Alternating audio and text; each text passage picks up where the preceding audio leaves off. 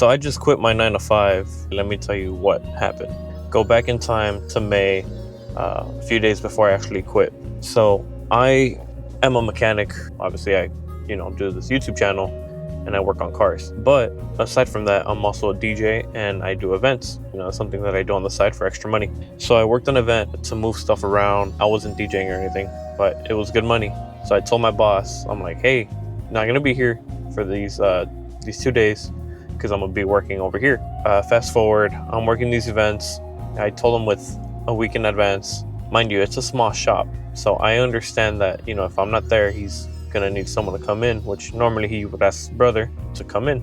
So I didn't think it was such a big deal. So fast forward a few days, it's Wednesday. I came back to the shop. I'm tired because I am beat from the days before because I got off super late from working and I get there 10 minutes late. Now mind you, that doesn't always happen. I'm very punctual with my time.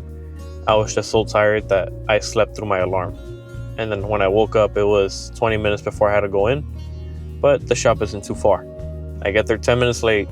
He calls me into the office. He's like, hey, I need you to be here. I'm like, I understand, I messed up. That's on me. I know I was late. It won't happen again. So fast forward, he's pissed off at me aside from being late, but because I also left to go work the 2 days prior, the event. So he's pissed off at that because, him and his brother have beef, but normally he would come fill in for me. I didn't know that, they had their problems.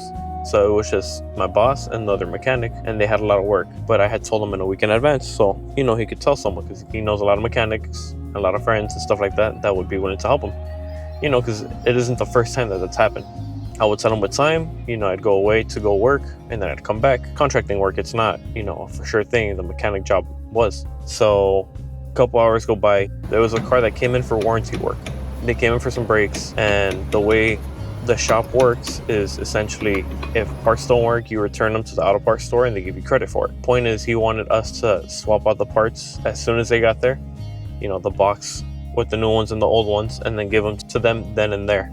So the parts get there, we didn't know, and then he sees the parts, goes off on both of us, the other mechanic and myself, blaming us about being responsible. Mind you, he's already pissed off because of what had happened the prior days. The parts didn't get, shipped back to the store like they were supposed to, like the way he said.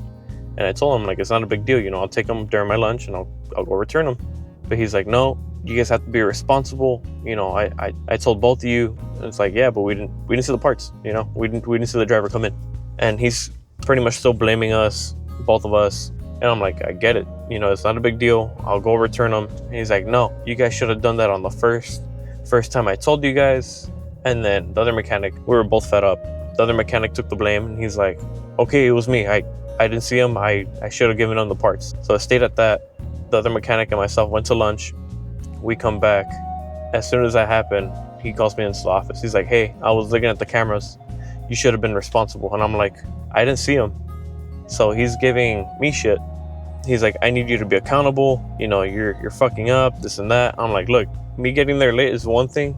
The parts is something totally different. So it's two separate things. I'm like, you're shitting on us when we didn't see. So I was like, you know what? I'm tired of this because it wasn't the first time he's done something like that. So you know what? I'm like, I quit. I'm like, you want accountability? I'll quit. I'm out. So I locked up my toolbox. I want to go get a U-Haul trailer. I want to go pick up my tools. And then I left. When I left the shop, I gave him the key. I still said thank you, gave him the key, dropped off everything, picked up my tools, and I left. Probably not the smartest idea because, right now the economy isn't the best and finding a job isn't the easiest. But I'm not also going to be sitting there taking the blame for something that I didn't do. It wasn't the first time something like that's happened because I had returned to the shop to help him out since February. So I was working there for like 5-6 months, but then I had another job. I was working retail and I was doing part-time there and part-time in the other job. But I ended up doing full-time retail because when I was working at the shop, him and his wife were constantly yelling at each other because it's a family shop. And there was always drama there, like always fighting, always bickering. It was always them and, their family or whatever. But that's not my business. I don't want to involve. But the energy in the shop was just too much, like, to bear. I was there for a year and I was like, I can't handle this anymore. So I left to go work full-time at my other job. And it was just, a weight off my shoulders. But then, I went back to the mechanic shop because they were paying more. most of the family had already left from the shop because, you know, same thing, they're always fighting. He got more calm, but still, like, I'm not gonna be putting up with people's BS. Right now, I'm without a job. And then I remembered I had this YouTube channel. It's been 2 months since I've left the shop. If you guys can, I'd really appreciate it if you guys would subscribe, because that would help me out. Right now, I'm not making any money. I'm trying to do as much content that I can. As you guys know, you can't make money off of YouTube unless you have a certain amount of watch hours and a certain amount of subscribers. So do I recommend leaving your 9 to 5? Depends on your situation. If you have the money saved up like the way I did, go for it. But if you don't, and you know you can't get another job, I say hold on for a little longer. What I'd recommend, make sure you guys have a good amount of money saved up for your expenses, at least 6 months to a year. I don't know, the goal right now, maybe open up my own shop. It'd be nice. Now, am I doing this video to talk BS about my old boss? No. The reason I'm doing this is for people that are planning on leaving their 9 to 5. It depends on your situation if you want to do it or not. At least 6 months to a year, and then look for another job meanwhile. But for me, I'm gonna do YouTube, because I'll put out content. Hopefully you guys like it, but we'll see.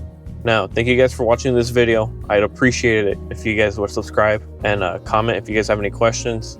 I do a lot of these videos, drag racing, car events, and car automotive stuff. So I would appreciate it if you guys would subscribe. Thanks for watching.